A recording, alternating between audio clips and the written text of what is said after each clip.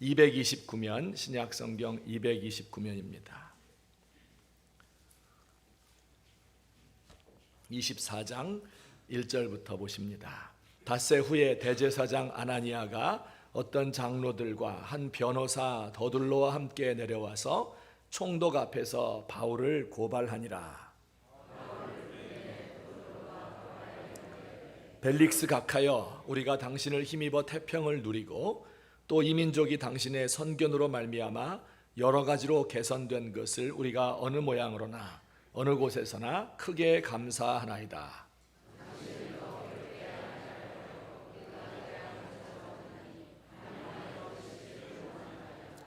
우리가 보니 이 사람은 전염병 같은 자라 천하에 흩어진 유대인을 다 소요하게 하는 자요 나사렛 이단의 우두머리라.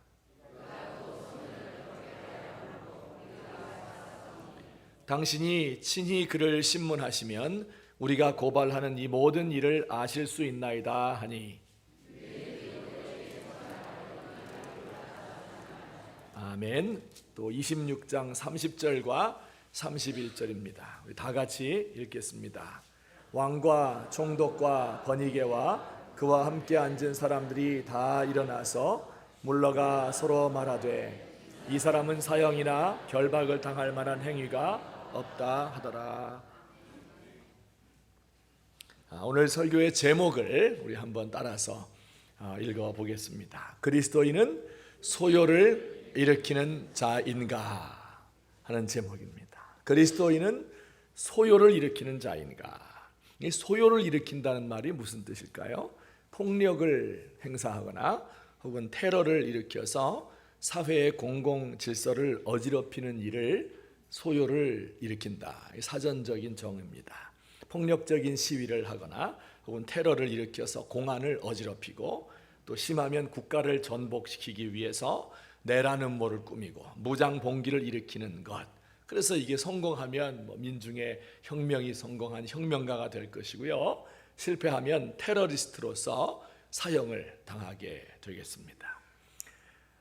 오늘 읽은 성경을 보면 유대인 공회에서 파송한 변호사가 로마의 총독 앞에서 바울을 고소하는 내용이 나옵니다. 재판장이 로마의 총독이고요. 벨릭스라고 하는 총독이고 피고가 사도 바울이고요. 그를 고발하는 검사가 변호사 더둘로라고 하는 유대인이었습니다. 그 고소의 내용이 무엇입니까? 24장 5절 말씀 보면 우리 다 같이 읽겠습니다. 시작.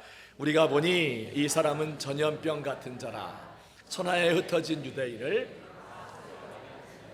나사렛 이단의 우두머리라. 이게 공소장의 내용입니다. 마치 전염병을 퍼뜨리는 것처럼 몰래 유대인들의 마음에 불온한 사상을 집어넣어서 로마 제국의 반역을 일으키게 하는 자다. 그런 뜻이죠. 그리스도인들, 예수 믿는 것들은 그의 사도 바울의 유혹에 넘어간 이단자들이고 바울은 이들의 괴수요 두목이니까 바울을 놓아주면 안 된다. 로마 제국을 반대하는 사람이기 때문에 사형을 받아야 된다. 그런 취지로 이제 검사가 이제 고소를 하는 것입니다. 오늘날 이제 구원파, 유병헌파와 같이 사람들의 영혼을 미혹해서 돈을 갈취하고 혹은 사회를 어지럽히고 나라의 근간을 흔드는 이런 이단이다. 그런 뜻으로 고발을 하는 것이죠. 로마의 고위 관리였던 이 총독 재판관은요, 이 사건을 이제 심리해야 돼요. 그래서 유죄, 무죄 판결을 내려야 되잖아요. 그래서 총독이었던 벨릭스라고 하는 사람, 그리고 그의 뒤를 이은 총독 베스도라고 하는 사람, 또 그 이웃나라의 왕이었던 아그리빠 왕, 이 세 사람이 차례로 2년에 걸쳐서 사도 바울을 신문합니다. 그게 사도행전 24장, 25장, 26장에 나와요. 그리고 2년에 걸쳐서 얼마나 이제 많은 학자들과 법률가들이 동원되었겠습니까? 그리고 이제 이 결과를 이야기하는 것, 이것이 오늘 읽은 26장의 내용입니다. 과연 사도 바울이 로마 제국과 또 그 사회를 어지럽히는 소요를 일으키는 자인가? 하는 것이 이 재판의 쟁점이었습니다. 자, 사도 바울이 과연 로마 제국을 어지럽히고 소요를 일으키는 전염병 같은 이런 나사렛 땅의 괴수입니까? 이 대답이 그렇게 간단하지 않습니다. 우리 한 두 가지로 나누어서 오늘 살펴보도록 하겠습니다. 우선 첫째, 다 같이 시작.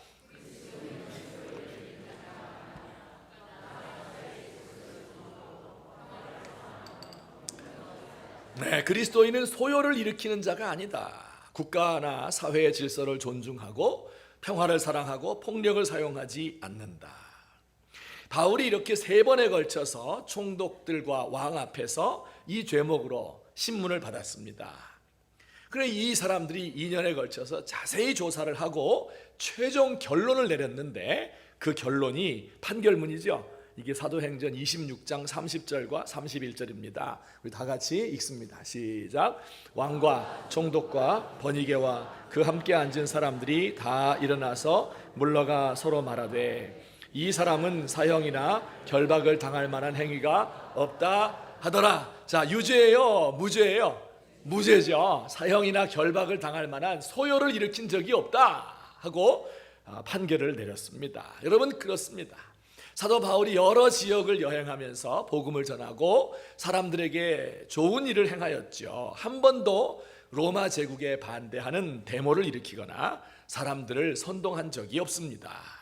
로마 제국에게 세금과 부역을 바치지 말라고 말한 적도 없었고 황제를 모욕하지도 않았습니다.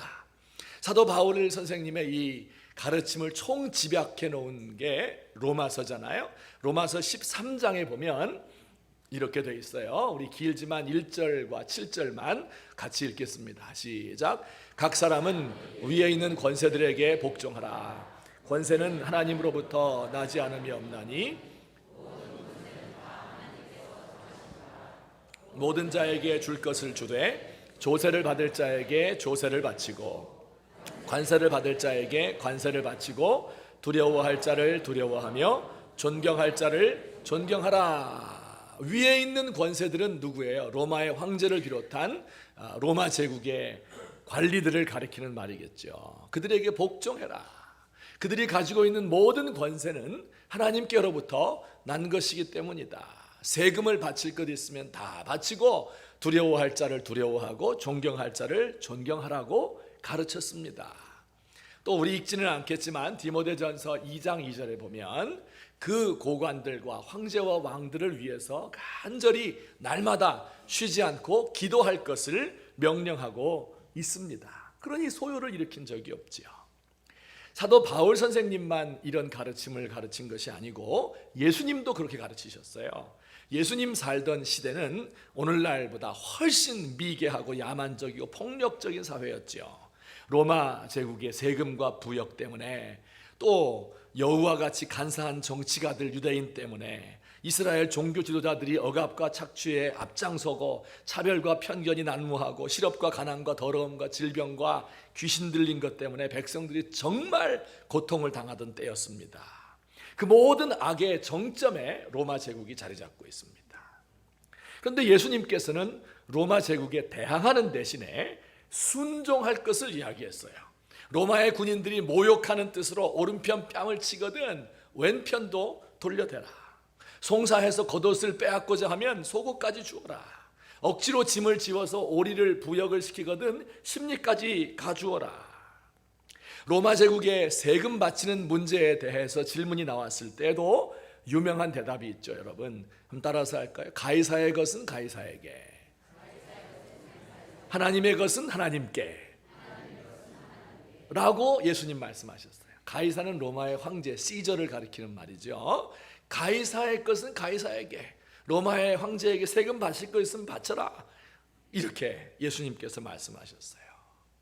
폭력으로 뭘 일으키려고 시도해 본 적이 한 번도 없어요.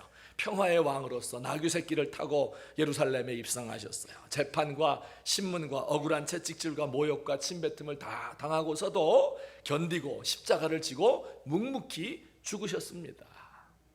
그래서 이 피 끓는 젊은이들이 성경을 읽으면 이것 좀 고리타분하다 싶을 정도로, 아니 이거 무력하게 현실에 끌려간다 싶을 정도로 성경은 유대 사회나 혹은 로마 제국의 불의에 대해서 맞서서 대항하는 것을 찬성하지 않았습니다.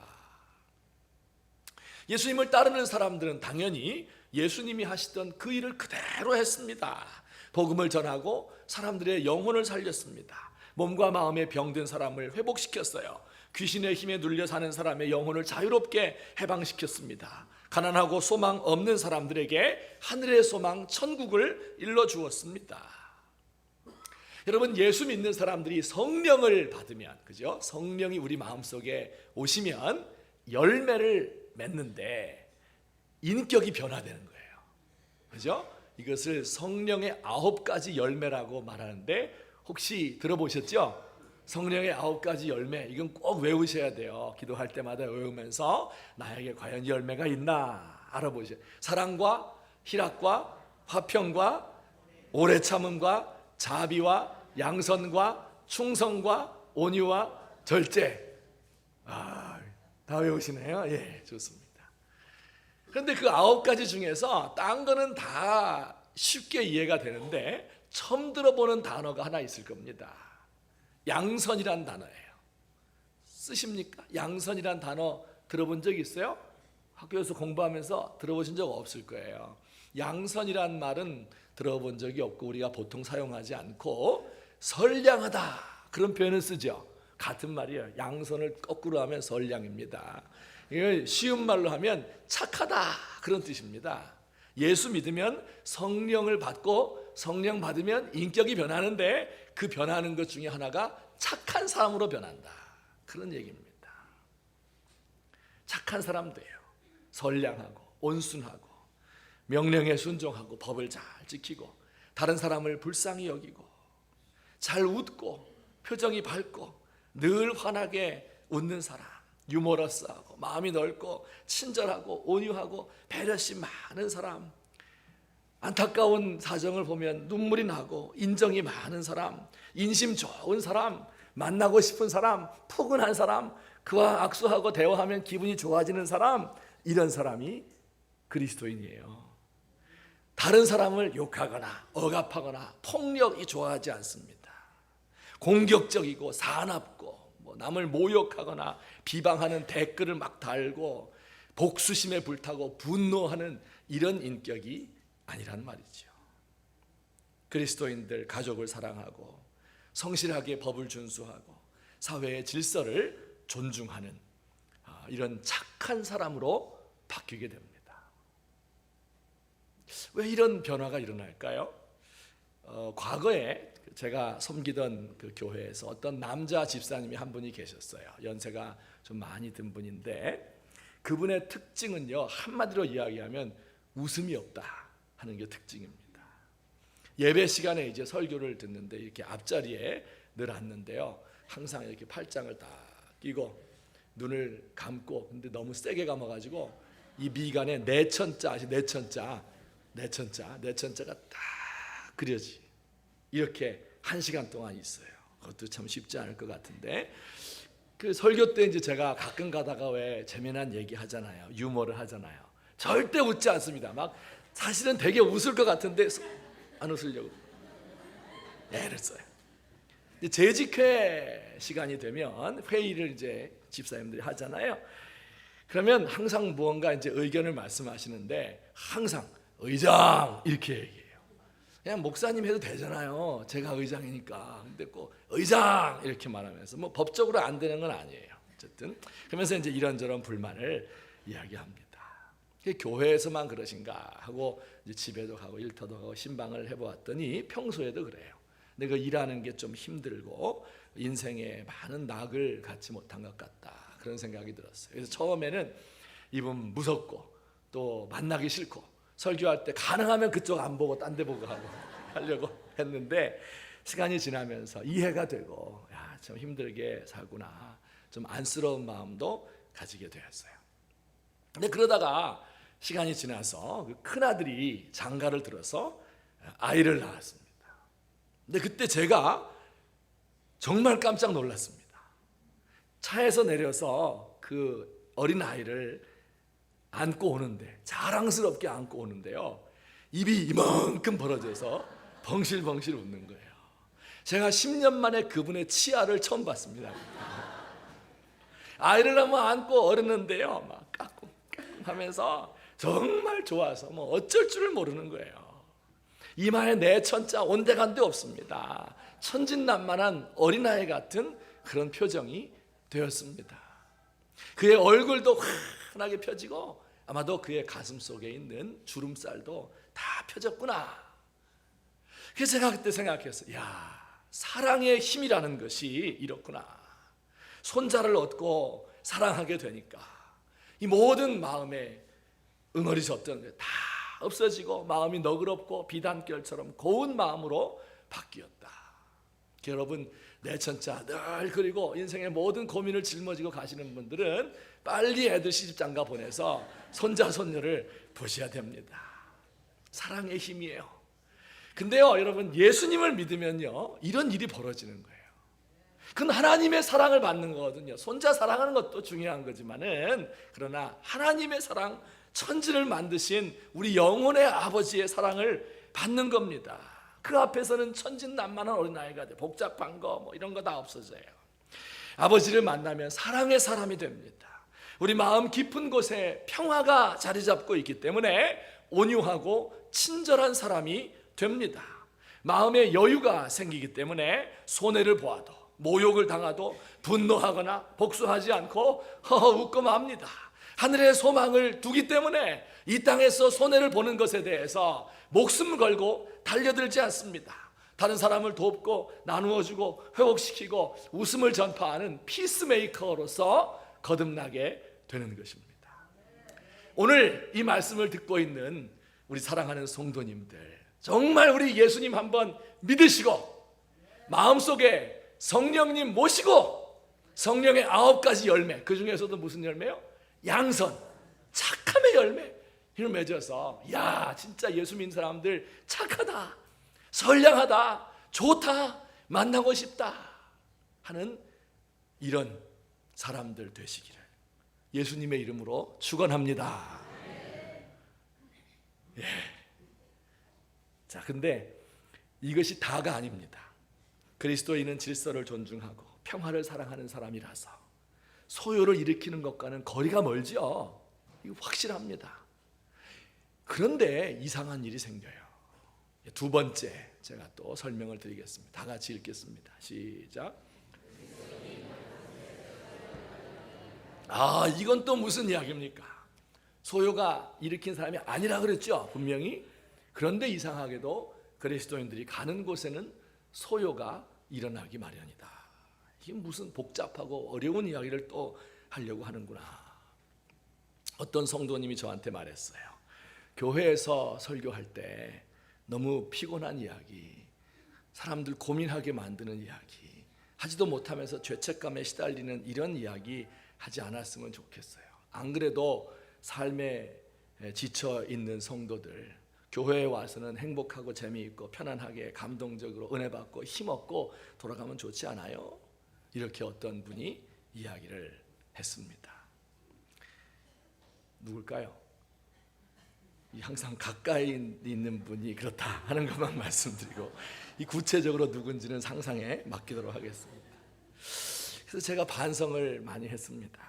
야, 내가 성도님들을 괴롭히고 있는가?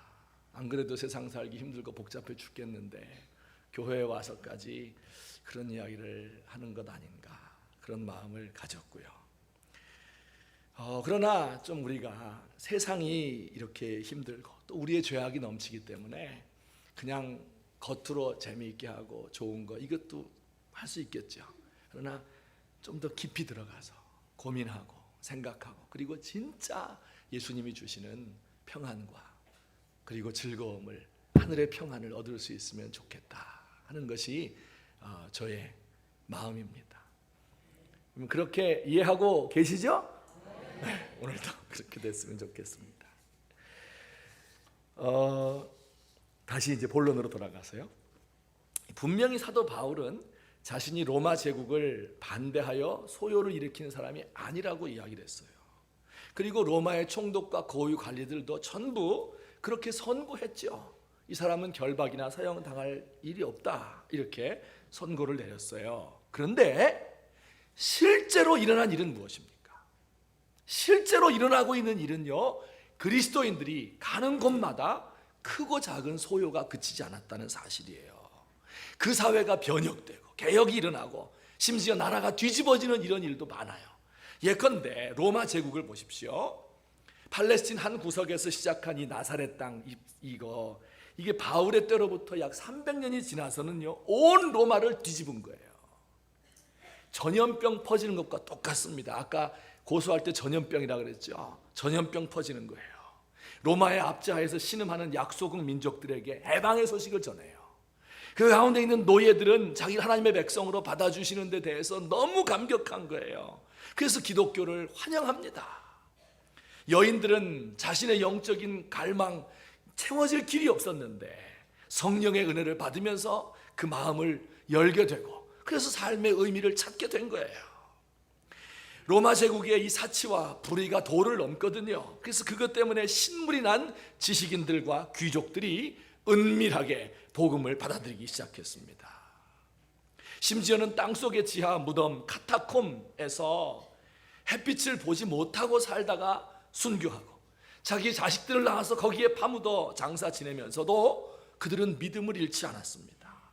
결국은 황제가 굴복을 하고 기독교를 공인하고 국교가 되는 지경에까지 이르게 된 것입니다.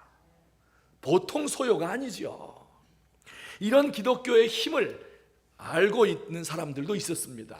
많은 지식인들이 알고 있었고요. 그리고 로마의 황제들이 알았어요. 그래서 기독교를 가만 놔두면 안 된다 해서 박해를 한 것입니다. 그들이 가지고 있는 잠재력 때문에 곧 로마가 붕괴될 것을 안 이 로마 기득권 세력들, 이들이 보기에 기독교는 사회를 어지럽히고 소요를 일으키는 자들이었던 것입니다. 여러분, 예수님께서도 이런 말씀을 하신 적이 있습니다. 우리 누가복음 12장 51절 다 같이 시작.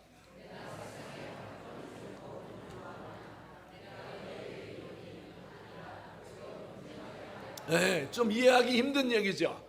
우리 예수님이 왜 오셨어요? 그러면 내가 너희에게 온 것은 화평을 주려고 왔다. 세상이 주는 것 같지 않은 평화를 너희에게 허락하겠다. 이렇게 얘기 많이 하셨는데요. 그런데 누가복음 이 말씀에서는 화평을 주러 온 줄로 아느냐? 아니다. 분쟁을 일으키려고 왔다. 이 분쟁이라는 말이 소요라는 말과 같은 뜻이에요. 소요를 일으키려고 왔다. 한 집에 5사람이 있는데 셋이 둘과 편먹고 둘이 셋과 편먹어서 싸울 것이다. 아버지와 아들이 싸우고 어머니와 딸이 다투고 시어머니와 며느리가 분쟁하는 일이 있게 될 것이다. 여러분, 같은 맥락의 이야기예요. 예수님은 평화의 사람이죠. 평화를 전하는 사람이죠. 피스메이커였죠. 그런데 한편으로 예수님을 잘 믿게 되면 그 가정에, 그 사회에 분쟁이 일어난다는 거예요. 여러분, 이게 무슨 뜻일까요? 왜 이런 일이 벌어질까요? 그리스도인들은 착한 사람이잖아요. 이들이 하는 일이 사회를 어지럽히려고 하는 일이 절대 아닙니다. 그런데 사람들이 볼 때는 소요를 일으키는 사람으로 보는 거예요. 왜 가족들 사이에 어려움이 생기고 사회에 혼란이 오게 되는 것일까요? 우리가 살고 있는 사회가 하나님의 뜻에서 많이 벗어난 비정상적인 사회예요. 그래서 그 가운데 하나님 말씀이 전해지면 그 비정상적인 것을 바로 잡으려 할 때 마찰이 생길 수밖에 없죠. 마귀가 다스리던 사회였어요. 그런데 거기 하나님 나라가 세워지려고 하면, 예수 믿는 사람이 들어가게 되면 올바른 삶을 살게 되죠. 그러니 거기서 소요와 투쟁이 일어나게 됩니다. 우리나라의 경우를 보시면 이해할 수 있어요. 1885년에 이 땅에 복음이 들어왔고, 그리고 20년이 지났을 때 큰 부흥이 일어났습니다. 그래서 진짜 예수 믿는 것은 이런 거구나 하는 것을 사람들이 알게 되었어요. 성령의 불이 떨어졌잖아요. 그러니까 무슨 일이 벌어졌습니까? 맨 먼저 일어난 일이 죄를 회개하기 시작했어요. 사람들이 막 견딜 수가 없는 거예요. 그래서 눈물 흘려가면서 지금까지 지었던 모든 죄를 고백하고 사람들 앞에 나와서 이야기하고 다 이걸 씻기 위해서 몸부림치면서 안타까워했어요. 그리고 나서는 어떻게 했어요? 자기의 행실을 고쳤습니다. 술, 담배를 끊고 노름을 끊고 나태와 게으름에서 벗어나고 거짓과 음란을 벗어버리고 착한 사람이 되었어요. 선량한 사람이 되었습니다. 그리고 이들이 집에 돌아갔습니다. 가서 한 일이 뭔 줄 아세요? 장롱 속에 있는 종 문서를 꺼내서 이 종 문서를 태워버리고 종들을 해방시켰습니다. 첩을 내보냈습니다. 남녀를 평등하게 대했습니다. 미신을 타파했습니다. 자, 이것을 본 주변의 사람들은 기독교인을 어떻게 보았겠습니까? 지난 500년 이시조선 내려오던 이 풍습, 반상의 차별, 양반상놈의 차별을 없애는 거예요. 남녀가 유별한데 이거 같이 하는 거예요. 막 축첩제도를 반대하는 거예요. 제사 지내는 거 안 지내겠다고 해요. 그러니 사회를 어지럽히는 자들이다. 소요를 일으키는 자들이다. 분쟁하는 자들이다. 이렇게 생각을 한 것입니다. 낭중지추라는 말이 있어. 낭중지추. 주머니 속에 송곳을 넣어두면 반드시 주머니 밖으로 삐져나오게 돼 있다. 낭중지추. 주머니 속에 송곳이란 말이에요. 기독교인들이 하는 것은 그저 복음을 전하고 사랑을 베풀었을 뿐인데 이것이 그 세상을 뒤집어 놓는 능력을 가진다는 말입니다. 손양원 목사님 제가 여러 차례 말씀드려서 잘 아시죠. 사랑의 원자탄, 나 환자의 고름을 빨아주고 아들 죽인 원수 빨갱이를 자기의 양아들로 삼은 분이에요. 여러분, 이분이 세상에 누구에게 해가 될 것 같습니까? 이런 사람이 세상에 많으면 세상이 좋아질까요? 세상이 어두워질까요? 말할 필요도 없어요.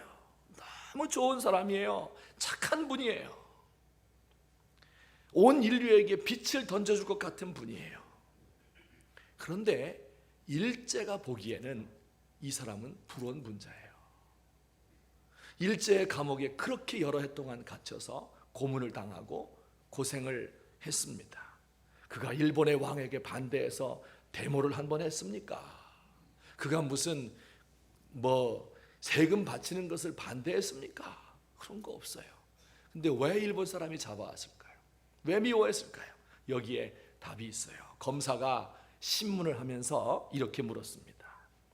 그러면 우리 대일본 제국의 국채는 어떻게 되겠는가? 이렇게 물었습니다. 천황제를 말하는 거죠. 답이 이래요. 일본 제국도 천황이 통치하고 있으나 그 통치권을 천황에게 부여하신 이는 천지 만물을 창조하신 여호와 하나님이십니다. 그 여호와 하나님의 지도에 따라 일본 국채 통치권을 천황의 손에서 빼앗아 다른 이에게 이전시킬 수 있습니다. 이렇게 얘기를 했어요. 그런데 일제는 하나님의 뜻에 반대되는 우상숭배, 신사참배죠. 이것을 강요하고 있기 때문에 하나님은 일본 국채를 천황제 이것을 멸망시킬 것입니다. 이렇게 똑부러지게 이야기를 했습니다. 여러분, 기독교인들이 로마의 황제를 섬겼죠. 복종했죠. 세금 다 바쳤죠. 하지만 더 높은 왕이신 하나님을 왕으로 섬기고 있었던 거예요. 사도 바울 선생님이 한 번도 로마 제국의 황제에게 거부해라, 세금 바치지 마라 그런 거 얘기한 적 없어요. 그런데 모든 권세는 하나님이 주신 것이다 이렇게 말할 때 여기 두 가지 뜻이 있는 거예요.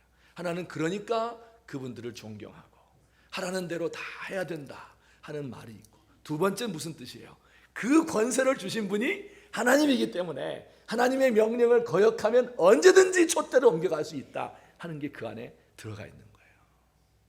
예수님께서 가이사의 것은 가이사에게, 하나님의 것은 하나님께 바쳐라 해서 이 세금 내는 것을 반대하지 않았습니다. 황제에게 순복하라고 얘기를 해요. 하지만 하나님의 것은 하나님께, 그게 무슨 뜻입니까? 그럼 가이사는 하나님의 것이 아니란 말입니까? 가이사도 하나님의 손아귀에 있는 거예요. 이런 믿음을 가진 사람들은 로마 제국에 또 일본 제국에 위협이 되었던 것이죠. 소요를 일으키는 사람이 될 수밖에 없었던 거예요.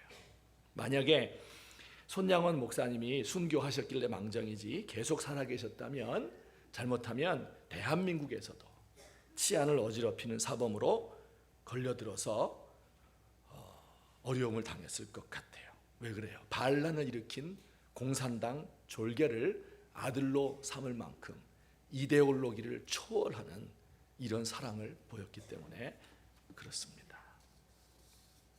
예수님의 말씀 한 구절 더 보시겠습니다. 아까 읽었던 누가복음 12장 같은 곳에 나오는데요. 다 같이 시작.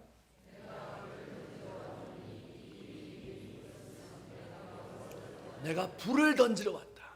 화평을 주러 온 것이 아니고 분쟁을 일으키려고 왔는데 불을 던지려고 왔다는 거예요. 그 불이 빨리 붙었으면 좋겠다. 이렇게 말씀하셨어요. 예수님께서 세상에 불을 던지기 전에 먼저 불을 던진 것이 우리의 영혼입니다.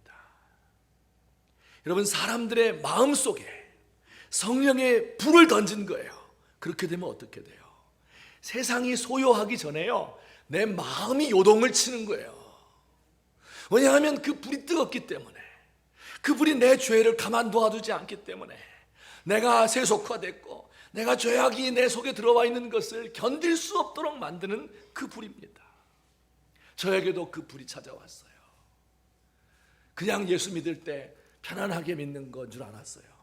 그런데 그 성령의 불이 저에게 오니까 내게 있는 모든 죄악들, 이 악한 세상의 세속화의 물결이 이미 나에게 찾아와서 두껍게 떡쟁이져 있는 것을, 이것을 벗어버리기 위해서 안타깝게 번민하는 세월을 살 수밖에 없습니다. 교회를 바라보며, 조국 교회를 바라보면서, 우리 신학생들을 바라보면서 번민하지 않을 수가 없습니다. 이렇게 분열되고 나뉘어지고 고통받고 있는 세상을 바라보면서 눈물을 흘리지 않을 수 없는 내적인 번민과 내적인 불이 우리 가운데 떨어져서 먼저 우리를 소유하게 만들고 있는 것입니다. 결론적으로 말씀을 맺겠습니다. 여러분, 기독교인들은, 그리스도인들은 소요를 일으키는 자입니까? 하는 질문. 착한 사람들이죠. 소요를 일으키는 거 분노하고 데모하고 두드려 부시고 이렇게 하는 것과 거리가 멀죠. 그러나 하나님을 왕으로 모시고 하나님께서 하신 명령을 따라서 살기 때문에, 그렇게 하다 보니까 세상과 반대가 될 때도 많고, 그러다 보니까 세상으로부터 박해를 당하고 저항을 받고 고통을 당하게 됩니다. 그때 우리 성도들의 마음은 번뇌하고 번민하고 고통을 당하게 됩니다. 여러분, 십자가 하면 어떤 느낌이 드십니까? 십자가는 기독교의 심볼이고요, 평화와 번영을 상징합니다. 만약에 데이트하는 여성이, 상대방이 십자가 목걸이를 하고 있으면 어때요? 왠지 친근감이 느껴지고 그 여인은 마음씨가 고울 것 같고 그 여인과 같이 살면 참 좋을 것 같은 그런 마음이 들죠. 그런 분하고 데이트하면 좋아요. 우리 처녀 총각들 말이에요. 또 적십자사에 십자가는 흰 바탕에 빨간색 십자가 있잖아요. 전쟁터에서도 사람을 차별하지 않고 도와주고 치료해주는 박애정신 상징입니다. 세계 여러 나라의 국기들이 있잖아요. 국기를 보면 국기 안에 십자가가 들어가 있는 나라들이 있습니다. 우리나라 태극기에 십자가 들어가 있어요? 안 들어가 있어요? 안 들어가 있어요. 근데 들어가 있는 나라들도 많아요. 영국 국기는 십자가가 2개 있습니다. 이렇게 똑바로 십자가 있고 옆으로 누워진 십자가 있고, 이 영국의 유니언 잭 십자가입니다. 2개의 교차된 십자가 국기입니다. 핀란드, 노르웨이, 덴마크, 아이슬란드, 스웨덴, 스위스, 호주, 뉴질랜드 모두 선진국이고 모두 번영하고 정의와 평화가 넘치는 진짜 좋은 나라들입니다. 이 십자가라는 게 그런 거예요. 교황 방한했을 때 카퍼레이드 하면서 손만 흔드는 건 줄 아세요? 손 흔드는 게 아니에요. 십자가를 긋는 거예요, 거기다가. 그래서 사람들이 축복을 받았는지 그건 잘 모르겠지만 하여튼 십자가가 그런 평화의 상징이에요. 교회의 첨탑에 걸려있는 십자가를 보고 예배당에 붙어있는 십자가를 보면 용서와 사랑과 평안이 느껴지게 되지요. 자, 그런데 예수님의 십자가는 어땠을까요? 예수님은 십자가를 생각할 때 무슨 마음이 들었을까요? 우리 같이 예수님 십자가 지기 전에 제자들과 나눈 대화입니다. 같이 읽습니다. 시작.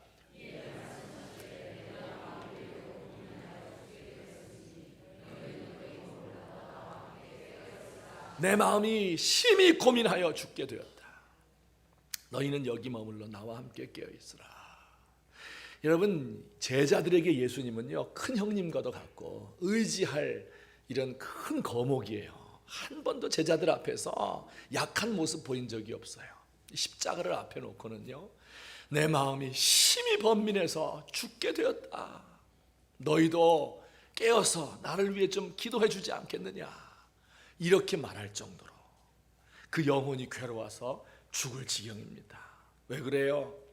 이 예수님이 정말 착한 일만 했거든요. 정말 좋은 일만 하셨거든요. 정말 평화로운 분이에요. 그런데 그것이 결국은 로마의 국채에 반대되는 일이에요. 세상을 거스르는 일입니다. 그래서 세상의 저항을 받고, 그래서 세상은 그가 줄 수 있는 모든 악과 모든 고통을 예수님의 십자가 위에 얹어 놓는 거예요. 그래서 예수님이 그것을 견디기에 힘들어하는, 번민하는 모습을 보게 됩니다. 시인 윤동주에게 십자가는 어떤 의미였을까요? 일제강점기 민족의 아픔을 노래하던 천재 시인인 윤동주의 십자가는 어땠을까요? 그의 시 십자가라는 시가 있는데 앞에 좀 있는데요, 뒤에 결론만. 괴로웠던 사나이, 행복한 예수 그리스도에게처럼 십자가가 허락된다면 모가지를 들이우고 꽃처럼 피어나는 피를 어두워가는 하늘 밑에 조용히 흘리겠습니다. 예수님은 어떤 분이었어요? 행복한 분이죠.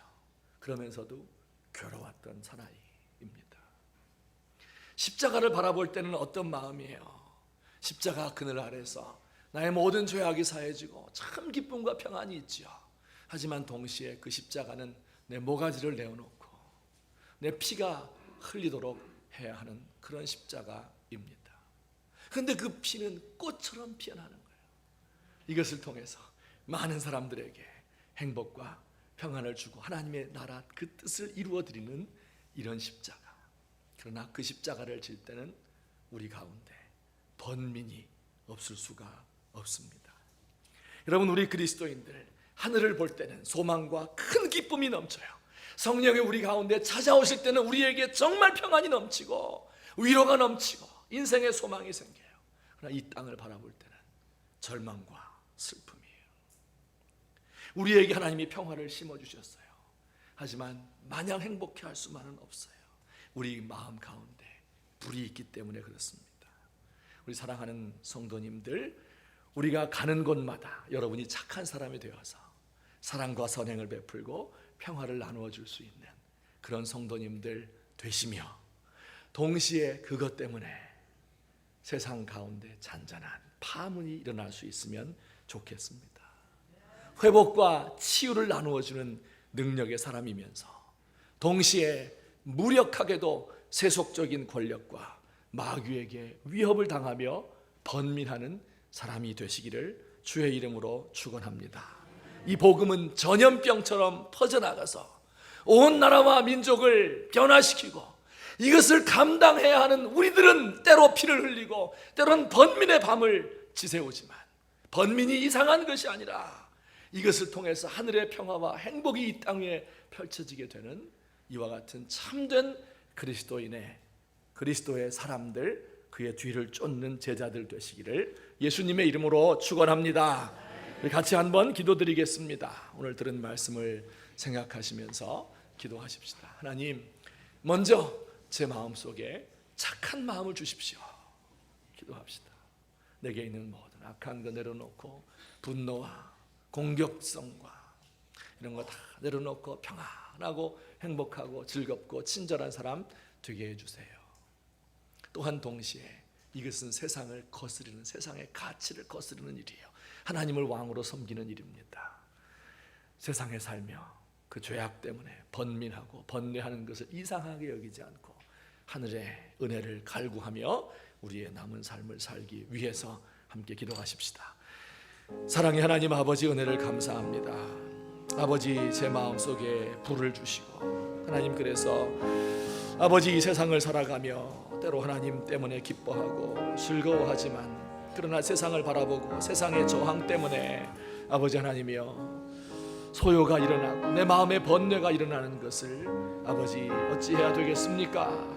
하나님, 저를 불쌍히 여겨 주옵소서. 아버지 하나님이여, 주의 뜻이 무엇인지 알게 하시고 정말 착하고 온순한 마음이 되고 아버지 하나님 순종하며 평화가 넘치며 사람들을 치료하고 회복하는 평화의 메신저가 되게 하시고, 그러나 이렇게 하다가 하나님 때로는 세상의 가치를 거스르고 아버지 하나님이여, 그래서 마음의 번뇌를 가지고 아버지 하나님 앞에 고통스럽게 기도할 수 있는 우리가 되도록, 아버지 제가 되도록, 우리 교회가 되도록 하나님께서 인도해 주시옵소서.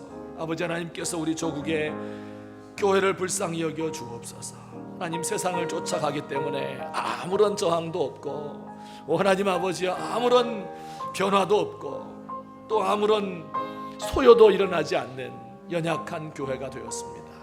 세속을 닮아가는 교회가 되었습니다. 하나님, 우리를 불쌍히 여기시고 함께 해주셔서 세상을 거슬러가며 저항해 갈 수 있는 진정한 하나님의 사람 될 수 있도록 주여 우리를 도와주시옵소서. 사랑의 하나님 아버지, 우리 주님께서 이 땅에 오신 것은 세상에 알지 못하는 평안을 주려고 오셨지만, 동시에 그와 더불어서 우리에게 분쟁을 일으키고 불을 던지고 소요를 일으키기 위해서 오신 그 예수님인 것을 저희가 믿습니다. 하나님, 한편으로 예수 믿어 우리의 마음이 선하게 착하게 변화되게 하시고 아버지, 그러나 그것이 이 세상의 가치를 뒤집어 엎는 것이기 때문에, 그래서 세상의 저항을 받고 번뇌하고 번민하는 기독교인 될 수 있도록 하나님 우리를 도와주시옵소서. 아버지, 우리 조국 교회를 불쌍히 여기시고 하나님, 우리가 착함도 잃어버리고 세상의 이 세속화의 물결을 거슬러 올라가는 법도 잃어버린 채, 그래서 그저 평안을 누리며 살아가고 있는 것 같은, 안주하고 있는 것 같은 우리의 연약한 모습을 주께서 불쌍히 여기시고 하나님, 그리스도인을 통해서 세상에 소요를 일으키며 변화를 일으키며 전염병같이 숨어서 보이지 않는 놀라운 개혁과 변혁을 일으킬 수 있는 그리스도의 사람들로 우리를 사용하여 주시옵소서. 예수님의 이름으로 기도하옵나이다. 아멘. 우리 함께 찬송가 341장을 부르시겠습니다. 우리 가사를 생각하시면서 마음을 다해서 부르십시다.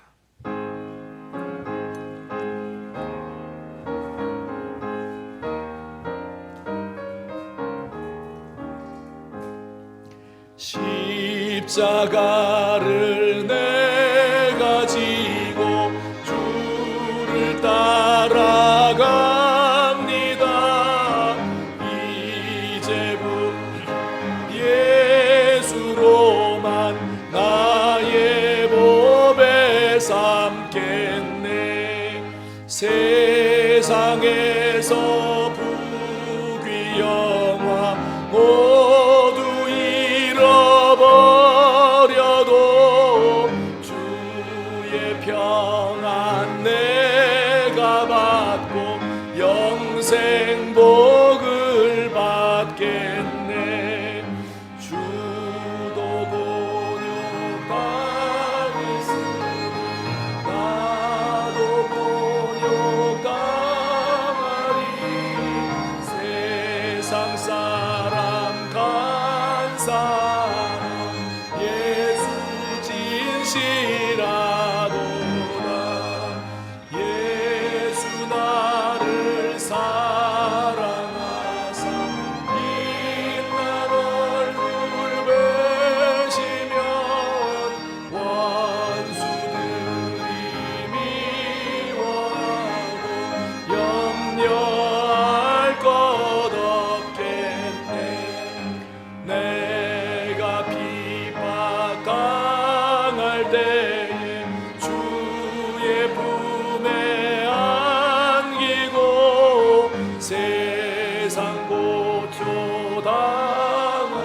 우롱 많은 위로받네.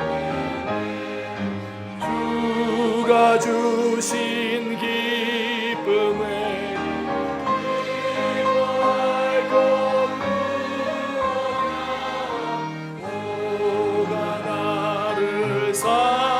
사랑하니 기뻐할 것뿐일세. 아멘.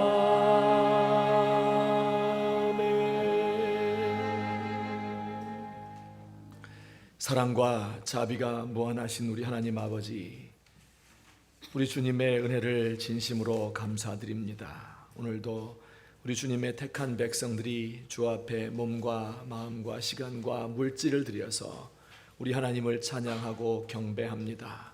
하나님이여, 우리의 예물을 주께서 기쁘게 받으시고 우리의 손으로 하는 모든 수고가 주 안에서 헛되지 않고 열매 맺도록 하나님이 우리를 도와주시옵소서. 아버지께서 우리를 지키시는 분이고 우리가 잠자는 동안에도 우리에게 복을 주시는 분인 것을 우리가 분명히 믿습니다. 하나님, 우리의 온 가정이 주 안에서 평화롭게 하시고 자녀들의 앞길이 환하게 열리게 하시며 연로하신 부모님들에게 강건함을 주시고 이 땅 힘들게 어렵게 살아가는 주의 사랑하는 백성들, 우리 주님과 함께 멍에를 메고 가는 것이 쉽고 가벼운 것임을 날마다 체험할 수 있도록 우리를 도와주시옵소서. 하나님, 우리 성도들 가운데에 질병으로 시달리고 있고 수술을 받고 나서 또 수술을 앞두고서 눈물로 고통 가운데 호소하는 영혼들이 있습니다. 하나님이여, 정신적인 질병과 그리고 끊지 못하는 죄악 때문에 그 영혼이 아픈 사람들도 많습니다. 하나님이여, 사업에 어려움이 있고 직장을 구하지 못하고 시험에서 실패하고 하나님 아버지여, 인생에 낙오한 것 같아서 그 마음의 절망과 낙심 가운데 있는 성도들이 있습니까?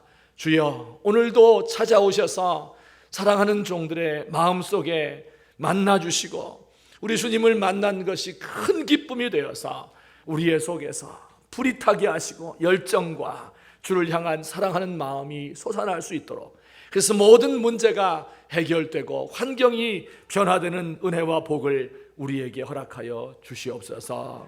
하나님, 이 한 주간을 살 때에도 세상이 불의하고 하나님 음란하고 악합니다. 우리 죄악의 유혹에 넘어가지 않도록 우리를 붙드시며 하나님, 승리할 수 있는 주님의 사람 되도록 이 한 주간을 도와주시옵소서. 이제는 우리 주 예수 그리스도의 은혜와 하나님 아버지의 사랑과 성령님의 교통하심이 오늘 주 앞에 나와 예배하며 또 우리 주님의 뜻이 무엇인지 분명히 깨닫고 돌아가는 주님의 사랑하는 귀한 자녀들, 또한 그 가족 모든 식구들, 그리고 우리 교회에 속한 모든 권속들, 우리 백석 학원과 또 총회에 속한 사랑하는 모든 성도들 심령 위에 이제부터 영원토록 함께 계실지어다. 아멘.